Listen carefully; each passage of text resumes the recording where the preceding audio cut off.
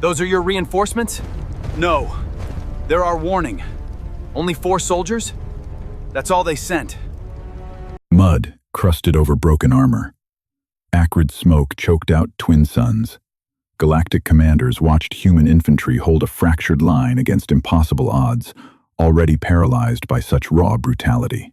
Then, a localized anomaly registered. No massive fleet, just 4 drop pods. Special forces had arrived.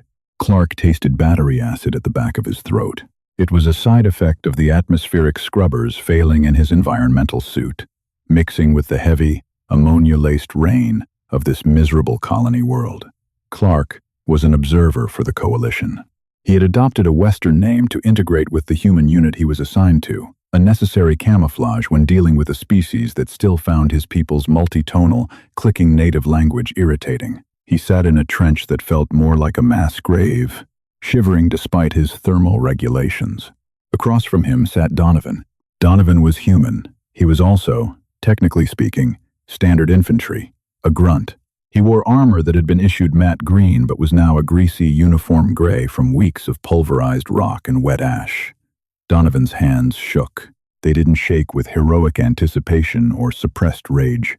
They shook because his nervous system was fried from 72 hours of continuous artillery bombardment. His joints ached with inflammation, and he hadn't slept for more than 20 minutes at a time since they made landfall. Donovan struck a match against the striking pad of a ration tin. The damp sulfur hissed, flared, and died. He cursed.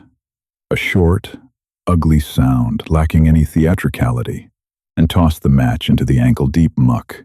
"They will push again before nightfall," Clark said, his voice synthesized through a translator embedded in his collar. It sounded too clean, too sterile for the trench. Donovan didn't look up. He just pulled another match from his waterproof container. Yeah, they usually do. The Coalition, the unified military body of 8 starfaring species, was terrified of Donovan. They were terrified of the entire 104th Infantry Regiment. Before humanity entered the galactic stage, war was a civilized, almost mathematical affair. Armies maneuvered. Orbital supremacy was established, and ground forces surrendered when the tactical algorithms dictated that victory was no longer statistically probable. Humans didn't play by the math. 3 days ago, the Syndicate forces had overrun the northern ridge. The tactical AI used by the Coalition recommended immediate surrender. The human commander, a tired-looking man named Reed, had simply turned off his comm screen, ordered bayonets fixed to their magnetic rails, and told his men to hold the line. They didn't hold it cleanly. It was a butcher's yard. Clark had watched, horrified and mesmerized, as ordinary humans with ruptured eardrums and shrapnel buried in their thighs continued to return fire. They fought with a miserable, stubborn refusal to die, driven not by grand ideals of liberty or conquest, but by pure, unadulterated spite. Donovan finally got his match lit. He cupped the tiny, fragile flame with filthy hands, bringing it to the end of a crushed cigarette. He inhaled deeply, the cherry glowing dull red in the gloom. He held the smoke in his lungs for a long moment, then let it seep out of his nostrils. "You're afraid, Clark," Donovan said. It wasn't a question. "My species possesses a hyper-developed threat response," Clark replied defensively, shifting his weight. The mud sucked at his boots, making a wet, grotesque sound. "The Syndicate outnumbers us 6-1. They have heavy plasma artillery. We have depleting kinetic reserves and compromised medical supplies." "I'm afraid too," Donovan said. He looked at his own shaking hands, terrified. "My stomach feels like I swallowed a bag of crushed glass." Clark blinked his secondary eyelids, processing the contradiction. If you are experiencing severe psychological distress, why do you remain in the firing line? Why did Captain Reed reject the surrender protocols? Donovan laughed, a dry, scraping noise. "Because if we surrender, those bugs are going to march over this ridge, take the colony habitats behind us, and eat everyone inside. And I've got a cousin in Habitat 4 who owes me 50 credits." It was a joke. Clark knew it was a joke. But beneath the dark humor was a grim, foundational truth about the human military. They were cynical. They complained endlessly. Their gear was often broken, and they hated their officers. Yet, when the line broke, they did not run. A low, resonant thump vibrated through the ground. It didn't arrive through the air. It came through the bedrock, rattling Clark's teeth. Donovan stopped smoking. His posture changed. The slouch vanished, replaced by a rigid, twitching alertness. He dropped the cigarette and crushed it into the mud with his heel. "Helmets on." Donovan shouted down the trench line. His voice cracked, rough, and desperate. "Incoming!" The regular army was a terrifying force to the Galactic Council because they were so wildly unpredictable. They felt fear, they felt pain, and yet they weaponized their own suffering.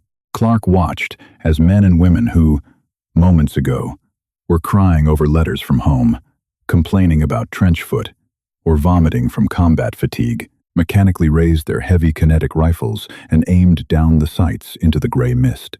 They were just the common army, and the galaxy already feared them. The sky tore open. It wasn't a physical tear, but the shrieking displacement of air caused by heavy plasma mortars. The projectiles came down in terrifying, bright arcs, cutting through the smog and detonating with heat so intense it flash-boiled the puddles in the trench. Clark huddled in his dugout, his hands pressed over his audio receptors. The noise was a physical weight, a crushing pressure that threatened to cave in his chest. Dirt and shattered rock rained down in heavy, bruising sheets.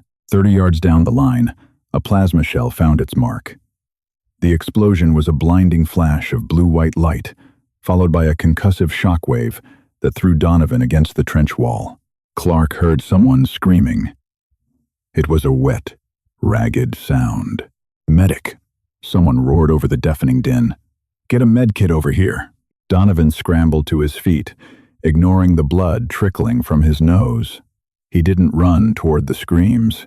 Instead, he threw his rifle over the lip of the mud wall, pressed his shoulder into the stock, and began firing in controlled, 3-round bursts. Clark risked a glance over the parapet. The Syndicate forces were advancing through the mist. They were heavy infantry, clad in thick, rust-colored carapace armor, moving with frightening, synchronized precision. Their energy weapons hissed, sending bolts of superheated gas snapping over the humans' heads. Every time a bolt struck the mud, it turned the earth to glass. The human line answered with a deafening roar of kinetic fury. Armor-piercing slugs chewed through the air. It was messy. It was loud. The humans didn't coordinate their fire with algorithmic precision. They just threw an overwhelming wall of lead downrange, screaming obscenities to drown out their own fear. A soldier named Finch, positioned just a few feet from Donovan, suddenly jerked backward. His helmet had been clipped by a plasma bolt. Half the composite material was melted away. Finch slumped into the mud, lifeless. Donovan didn't scream. He didn't offer a dramatic eulogy. He just stared at Finch's body for a split second, his face twisting into a mask of pure, exhausted hatred, then reached over, unclipped Finch's remaining ammunition pouches, and went right back to firing. They were losing. Clark's internal tactical overlay confirmed it. The human rate of fire was dropping as barrels overheated and ammunition ran dry. The Syndicate advance was slow, but it was inevitable. Then, Captain Reed's voice came over the encrypted squad comms. It wasn't a rally cry. It was dead flat. "All units, command just relayed. Fleet is tied up in the orbital blockade. We are not getting an armored column." A collective groan, a sound of absolute despair, rippled down the human line. Clark felt his respiratory rate spike. If the humans broke, he would die here in the mud. However, Reed's voice returned, pausing to clear his throat. "Command is sending an asset. ETA is 2 minutes. Keep their heads down until the package arrives." Donovan stopped firing. He ducked back down into the trench, ejecting his spent magazine. The metal was glowing a faint orange. "An asset?" Clark asked, his voice trembling. "A single asset? What is a single asset going to do against a mechanized battalion?" Donovan rammed a fresh magazine into his rifle and slammed the bolt forward. The look on his face had changed. The exhaustion was still there. The fear was still there, but it was overshadowed by something else. A profound, unsettling wariness. "Clark," Donovan muttered. wiping a mixture of sweat and mud from his eyes. "You guys in the coalition? You think we're crazy, right? You think the regular infantry are monsters because we don't know when to quit. Your psychological resilience is highly anomalous," Clark admitted, pressing his back against the vibrating dirt wall. "We're just guys," Donovan said quietly, the sounds of battle raging above them. "I was a mechanic. Finch was a baker. Reed taught high school math. We're just trying not to die." Donovan looked up at the bruised, smoking sky. "But the guys they're sending? The asset? Who are they?" Clark demanded, panicking as a plasma bolt melted the top layer of sandbags directly above them. "We call them Special Forces," Donovan said. He didn't say it with pride. He said it the way a man talks about a natural disaster. "We don't mix with them. We don't talk to them in the mess halls. The brass doesn't just send them to win fights. They send them to erase the enemy." The comms crackled again. Not a voice this time, just a low, rhythmic, static pulse. Click, click, click, click. Every human in the trench heard it. The reaction was instantaneous. The shouting stopped. The frantic, messy spray of cover fire ceased. The humans ducked low into the mud, pulling their helmets down tight, checking their seals. They weren't bracing for the enemy. They were bracing for their own backup. "Get down, Clark," Donovan ordered, his voice devoid of any warmth. "Face in the dirt. Keep your mouth open so the pressure change doesn't burst your eardrums." "I don't understand." "Just do it," Donovan snapped. Clark threw himself face first into the foul-smelling mud, opening his jaw. He looked up at the sky. High above, piercing the thick, gray cloud cover, 4 streaks of absolute black appeared. They didn't burn with the fiery re-entry of standard drop pods. They absorbed the light. They fell with terrifying, silent velocity. No braking thrusters, no communication chatter, just dead weight plummeting toward the earth like iron nails driven by a hammer. The impact wasn't an explosion. It was a seismic event. 4 distinct shock waves rolled across the battlefield, so dense and heavy that the mud in the trench lifted an inch into the air before slamming back down. Clark's internal organs rattled against his ribcage. The sound of the Syndicate's plasma artillery was instantly drowned out by the sheer kinetic violence of the landing. Clark dragged himself up to the edge of the parapet, coughing up the foul, bitter dust that had been kicked into the air. 50 yards out, right in the center of the Syndicate's advancing line, 4 craters smoked in the rain. Inside those craters sat matte black obelisks. They weren't much larger than a man, featureless except for the heat radiating off their ablative plating. The Syndicate infantry had paused. For a fraction of a second, the battlefield was entirely silent, save for the patter of acidic rain on armor. Then, the obelisks opened. There were no explosive bolts, no dramatic hiss of pressurized hydraulics. The metal plating simply fractured and folded outward, like the petals of a dead flower. 4 figures stepped out. Clark had spent months studying human physiology. He knew their height, variances, their gait, their physical limitations. The figures emerging from the pods defied all of it. They were too large, their proportions distorted by layers of dense, angular combat plating that swallowed the ambient light. They didn't have visors. Their helmets were solid, featureless slabs of sensor-baffled alloy. They didn't look around. They didn't take cover. The Syndicate forces recovered from their shock and opened fire. Dozens of heavy plasma bolts converged on the 4 figures. The heat alone should have melted them to slag.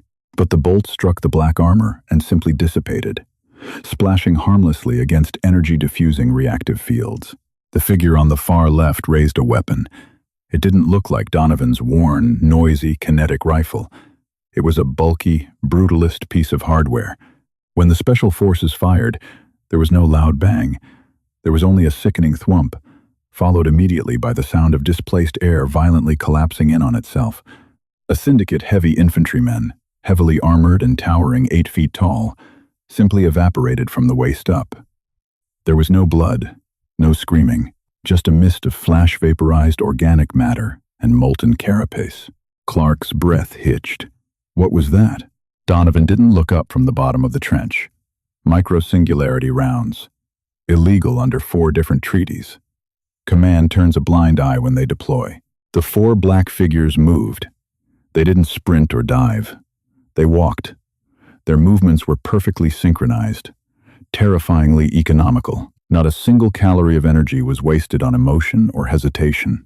They stepped over the burning craters, their weapons raising and lowering in absolute silence. Thwump.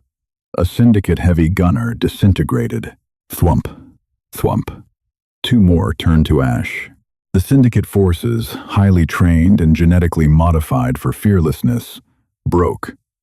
Clark watched it happen. The rigid discipline of the enemy line shattered as panic set in. They dropped their heavy weapons and turned to run, but the four figures didn't let them run. The figure in the lead holstered its heavy rifle and reached to its lower back, drawing a blade. It wasn't a ceremonial sword or a simple combat knife. It was a yard of vibrating, monomolecular edge that hummed with a low, predatory frequency. The figure closed the distance to the retreating Syndicate soldiers faster than Clark's eyes could track. It wasn't running. It was a blur of calculated kinetic violence. The blade flashed. It didn't hack or chop. It slid through Syndicate armor, flesh, and bone without resistance. Bodies fell in perfectly clean halves. The mud turned slick with alien viscera, yet the black armor of the human operator remained immaculate, repelling the gore. Clark felt a deep, primal terror take root in his chest. He looked down at Donovan.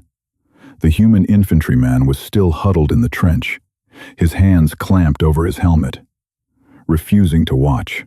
The regular human soldiers, the ones who fought with missing limbs, who cursed and bled and held the line, were cowering from their own kind.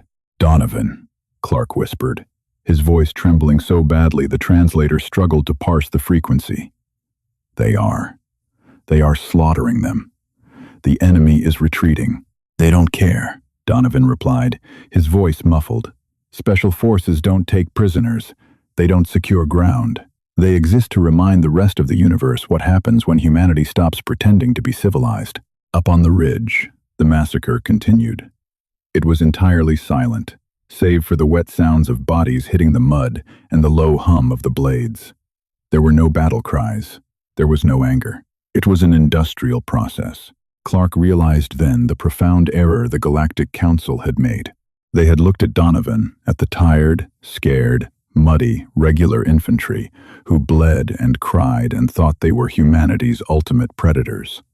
The Council feared the regular army's resilience. They hadn't realized that the regular army was humanity's leash, and High Command had just unclipped it. It lasted exactly 11 minutes. Clark checked his chronometer 3 times to be sure. 11 minutes ago, a mechanized heavy infantry battalion of the Syndicate was marching over the northern ridge, bringing with them enough concentrated plasma to turn the valley into a glass parking lot. Now, there was only the rain. The low hum of the monomolecular blades ceased.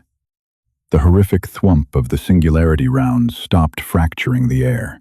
Slowly, agonizingly, the regular human infantry began to peel themselves out of the mud.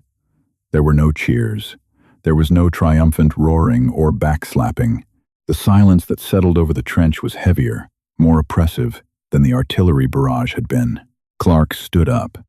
His joints popped, stiff from terror and the cold damp of the alien dirt. He looked over the parapet. The valley was a slaughterhouse, but it wasn't the chaotic, muddy, crater-pocked mess of standard human warfare. It was surgically terrifying. Syndicate bodies lay in pieces, scattered across the blackened earth. The cuts were so pristine, so impossibly smooth, that the internal organs of the heavy infantry spilled out in perfectly bisected cross-sections. The air smelled foul, a choking mixture of flash-boiled ammonia, the sharp tang of ozone, and the coppery stench of vaporized blood. Out in the center of the carnage stood the 4 operators. They did not check the enemy for survivors. They did not secure the perimeter. They simply stood in a loose diamond formation, their featureless black helmets angled slightly toward the gray sky. "Donovan," Clark murmured, his translator static-laced. Donovan was leaning against the trench wall. He had his helmet off. His face was chalky, his lips tinged blue. He stared blankly at his own hands, which were shaking violently. He leaned over and vomited a meager stream of yellow bile into the muck. He spat twice, wiped his mouth with a filthy sleeve, and picked up his kinetic rifle. "Don't look at them," Donovan rasped, his voice hollow. "Just keep your eyes in the trench." Clark didn't listen. His secondary eyelids blinked rapidly as he watched one of the black-armored figures turn and begin walking back toward the human line. The operator moved with a fluid, predatory grace that made Clark's primary hearts palpitate. It wasn't the heavy, trudging march of an exhausted soldier. It was the calculated glide of an apex predator that had perfectly conserved its energy. As the figure neared the trench, the regular infantry physically recoiled. Men and women who had just spent 3 days braving plasma fire and shrapnel pressed their backs against the dirt walls, shrinking away. The operator stopped at the edge of the parapet, looking down. Up close, the armor was entirely devoid of markings. No unit insignia, no rank, no blood type. The ablative plating was warm, radiating a faint, dry heat that pushed back the chill of the rain. There was no visible glass or visor, just a solid slab of sensor-absorbent alloy. Clark felt the weight of whatever was behind that metal.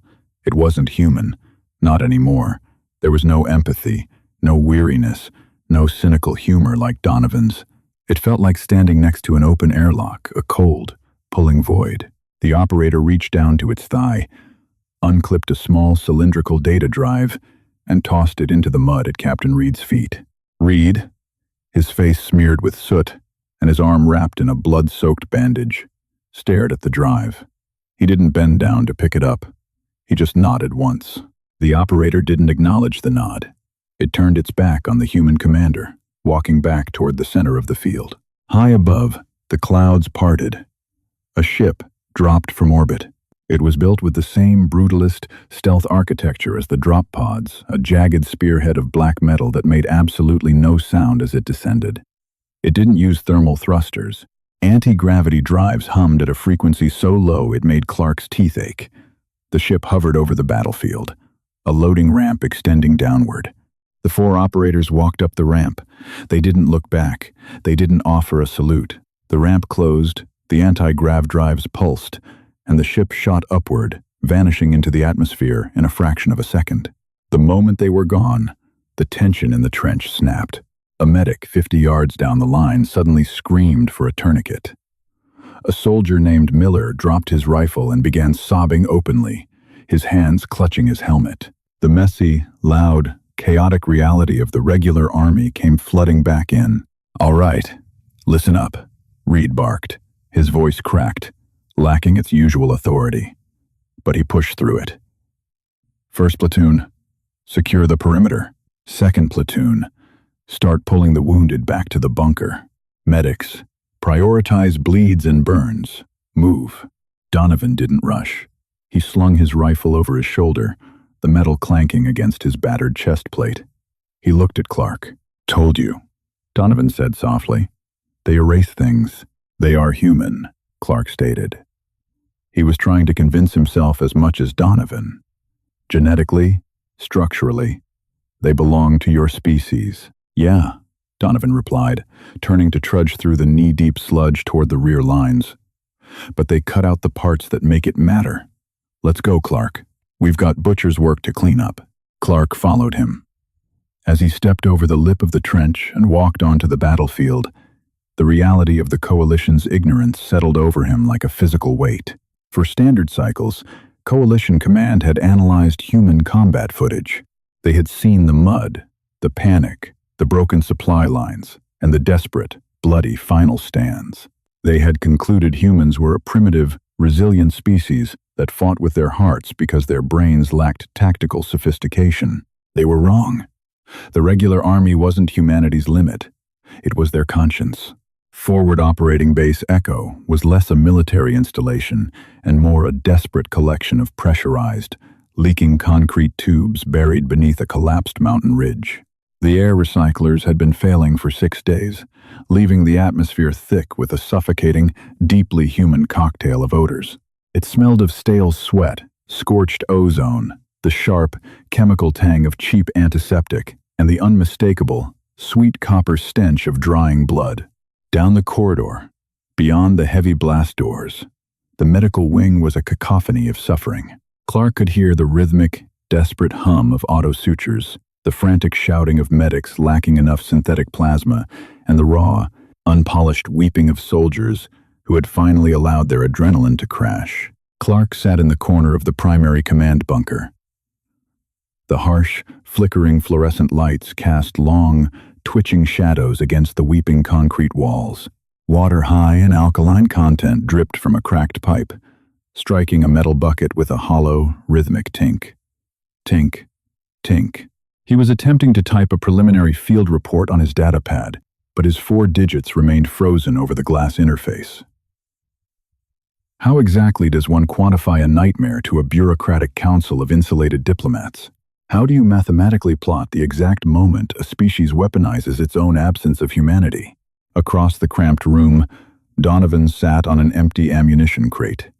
He hadn't stripped off his armor. The matte green composite was permanently scored and gouged, smeared with the gray mud of the trench and darker, unrecognizable fluids.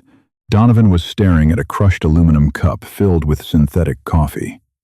He hadn't taken a sip in 20 minutes. Every few seconds, a violent, involuntary tremor would rack his forearms, rattling the cup against the edge of his scarred breastplate. He was trying to roll a cigarette with his left hand, his right thumb pinning the thin paper against his knee. The tobacco spilled out, scattering across the muddy floor. Donovan let out a breath that sounded like a dry tire deflating. He dropped the paper, not bothering to clean up the mess. "My teeth hurt," Donovan mumbled to no one in particular. His voice was a rasping scrape of vocal cords damaged by screaming and smoke inhalation. "It's the weirdest damn thing, Clark. Artillery hits, guys get vaporized, and right now, the only thing I can think about is that my molars ache from clenching my jaw for 3 days." Clark shifted his weight on the uncomfortable folding chair. His internal translator parsed the English, delivering it in his mind with clinical precision, yet entirely failing to translate the sheer, crushing weight of Donovan's exhaustion. "Your nervous system is experiencing a severe parasympathetic rebound," Clark offered gently, keeping his synthesized voice low. "The sustained influx of cortisol and adrenaline is receding. Your pain receptors are no longer suppressed." Donovan finally looked up. His eyes were heavily bloodshot. The skin beneath them bruised a deep, unhealthy purple. "Yeah. The crash. The bill comes due." He looked down at his shaking, filthy hands. "They don't crash, you know. The guys in the black armor. They don't shake. They don't get toothaches. They just plug back into their pods until the brass points them at the next target." Before Clark could formulate a response, the heavy hydraulic door to the bunker groaned and slid open. Captain Reed walked in. If Donovan looked exhausted, Reed looked entirely consumed. He had stripped off his tactical vest and outer plating, revealing a dark gray undershirt, stiff with dried sweat and salt rings. A fresh, hastily applied synth-skin bandage wrapped tightly around his left bicep, already leaking a faint pink fluid. The deep lines on his face were caked with soot, making him look 20 years older than his file stated. Reed didn't speak. He walked past the tactical table, directly to a locked, heavy metal footlocker in the far corner. He kicked the latch violently with his boot. It popped open. He rummaged through a pile of discarded webbing and pulled out a heavy, unmarked glass bottle filled with a dark, amber liquid. He didn't bother finding a glass. Reed unscrewed the metal cap, lifted the bottle to his lips, and took a long, punishing swallow. His eyes watered. He coughed once, a harsh, wet sound, and wiped his mouth with the back of a filthy hand. He held the bottle out toward Donovan. Donovan shook his head slowly. "Stomach's too acidic, Cap. I'd just puke it back up." Reed nodded, understanding immediately. He turned his attention to Clark. "You haven't filed that report yet, Observer," Reed stated. His voice lacked the barking authority of the trench. It was flat, carrying the gravelly, hollow resonance of a man running purely on chemical stimulants and stubbornness. "I am struggling with the correct terminology, Captain," Clark admitted, setting the datapad gently on his lap. He felt his secondary eyelids flutter, a physiological tell of his deep anxiety. The Coalition categorizes combat forces strictly by their lethality, discipline, and adherence to algorithmic engagement protocols. Your 104th Infantry is classified as a Class 3 unpredictable element, a militia, essentially. Yet, what I witnessed on the ridge today, off the record, Clark, Reed interrupted. He stepped closer, offering the bottle. Clark politely declined with a subtle, respectful click of his mandibles. Reed shrugged, took a much smaller sip, and leaned his hip against the edge of the tactical plotting table. What did you actually think of the drop? Clark looked at the floor. The mud tracked in by the soldiers was drying, cracking into ugly, jagged webs. It was an atrocity, Clark said, deciding that brutal candor was the only remaining option. It was undeniably efficient, but it was devoid of any recognized rules of civilized engagement. They utilized banned micro-singularity munitions. They executed retreating hostiles who had broken their combat formations. They functioned without communication, without verbal coordination, and entirely without oversight. Reed didn't look angry. He just looked profoundly tired. They accomplished the strategic objective. The northern ridge is ours. The Syndicate advance is broken. The 300,000 colonists in the habitats behind us are not going to be butchered in their beds tonight. But at what psychological cost to your own forces?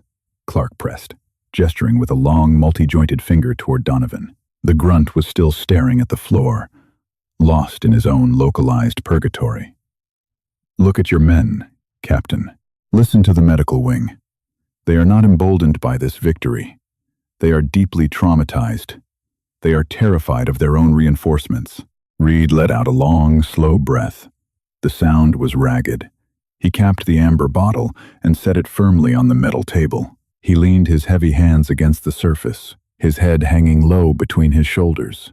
For a long moment, the only sound in the bunker was the dripping pipe. Tink, tink, tink. Clark, Reed began, his tone dropping the last vestiges of a commanding officer, leaving only the bone-deep weariness of a human being.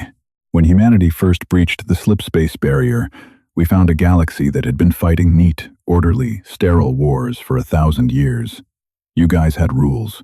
You had behavioral algorithms. You fought until a supercomputer calculated that you were going to lose, and then your politicians signed a treaty over expensive wine. Reed looked up, his bloodshot eyes locking onto Clark's wide, alien optics. We do not know how to do that. Our entire recorded history is built on fighting in the mud. It is built on dragging ourselves over the mutilated corpses of our brothers to take a single, useless inch of dirt. When we entered the coalition, your commanders looked at our standard infantry and thought we were primitive barbarians. You saw our fear as a weakness. Your methods are profoundly chaotic, Clark agreed carefully, not wanting to provoke the man. No, Reed corrected, his voice hardening. He pointed a finger at Clark. Our methods are human. Donovan out there? He complains constantly. He is terrified. He wants to go home and sleep in a clean bed. He fights because he has to, but he holds desperately onto his humanity. When he shoots a Syndicate soldier, he feels horror. When a squad mate dies, he feels crippling grief. That friction, that emotional agony is what keeps him sane. Reed walked over to the primary terminal and tapped a key. The screen flared to life, casting a sickly green glow over his face. It displayed a tactical map of the valley. It was entirely clear. No red enemy contacts. Just an empty, sterilized grid. We built the regular army, Reed continued, his eyes tracing the glowing green contour lines, because we needed to prove to ourselves and to the rest of the galaxy that we could fight a brutal war without losing our souls. We needed to prove we weren't just apex predators driven by bloodlust. The mud, the broken radios, the panic, the weeping in the medbay. That's the necessary friction of humanity trying to stay civilized while participating in something fundamentally evil. Clark leaned forward. The pieces were finally clicking together in his complex, multi-lobed brain. The realization was colder than the alien rain outside. And the special forces? Sometimes, Reed whispered, turning away from the monitor. Sometimes, the enemy doesn't play by the rules. Sometimes, a mechanized Syndicate swarm decides they don't want to conquer a colony, they just want to consume it. When the math changes, when survival is absolutely on the line, we can't afford the friction. Reed walked back to the center of the room. The grim, terrible resolve in his posture made Clark instinctively pull his limbs closer to his torso. You guys look at the special forces, and you see our elite. You see our finest soldiers. You are completely wrong. Reed's voice was a low, dangerous rumble. They aren't soldiers. They are a doomsday contingency plan. They are exactly what happens when a human being voluntarily subjects themselves to surgical and chemical procedures to completely eradicate their empathy, their fear, and their hesitation. Donovan finally spoke, his voice barely a whisper. Neural dampeners, amygdala suppression, combat, stims that rewire the brain's reward centers so they only feel satisfaction when a target is neutralized. They're dead inside, Clark. Ghosts in heavy armor? We don't train them to win wars, Reed finished. We unleash them to eradicate the problem. Clark stared at the two humans. The tremor in Donovan's hands finally made absolute, horrifying sense. Donovan wasn't shaking just from the residual adrenaline of the artillery fire. He was shaking because he recognized the precipice. Every regular human soldier bleeding in the mud was just a few bad days, a few compromised moral decisions, a few horrific losses away from willingly becoming the very thing inside that black armor. You fear them, Clark realized aloud, the synthesized voice of his translator struggling to convey the utter dread he felt. You keep them locked away in those drop pods because you are deeply ashamed of them. We keep them locked away, Reed corrected, picking up his kinetic rifle from a bench and wiping a smear of mud from the receiver. Because if we use them too often, we'll forget how to be the guys in the trench. We will forget how to be afraid. And the day humanity stops being afraid of the horrors of war is the day the rest of this galaxy burns to ash. Reed racked the bolt of his rifle to check the chamber. It made a loud, sloppy, mechanical clatter. It was a messy, imperfect sound. A comforting sound. Finish your report, observer, Reed said, turning and heading for the heavy bunker door. Tell the High Council whatever you think they need to hear. But if I were you, I'd tell them to stop complaining about the regular army's messiness. Tell them to pray we never decide to clean up our act. The hydraulic door groaned shut, sealing with a heavy thud, leaving Clark alone with the hum of the dying fluorescent lights, the dripping pipe, and the scratching of his own terrified thoughts. He looked down at his datapad. He highlighted the drafted paragraphs he had written hours ago, the clinical observations about human resilience, tactical unpredictability, and raw, primitive courage. He hit the delete key. The screen went blank. He took a slow, deep breath of the foul air and started over. To the Coalition High Command, we have entirely misunderstood the human military apparatus.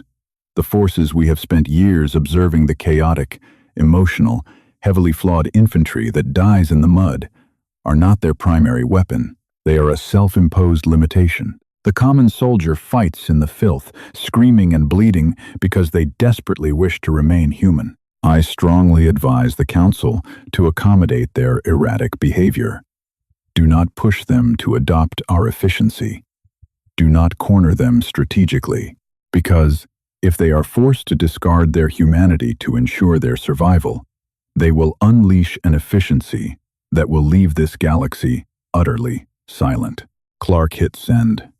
He listened to the faint, electronic chirp of the outgoing transmission echoing in the damp concrete room. He closed his eyes, and despite the safety of the bunker, all he could see was the featureless black armor, falling silently from a gray sky, carrying the end of all things.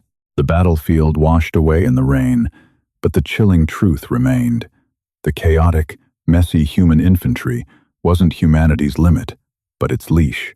The special forces weren't soldiers, they were a terrifying contingency. A glimpse into what happens when humanity stops holding back. Did this dark revelation about human nature leave you breathless? If you enjoyed this gritty, uncompromising HFY drama, smash that like button, share it with fellow sci-fi fans, and subscribe for more deep dives into the galaxy's darkest corners.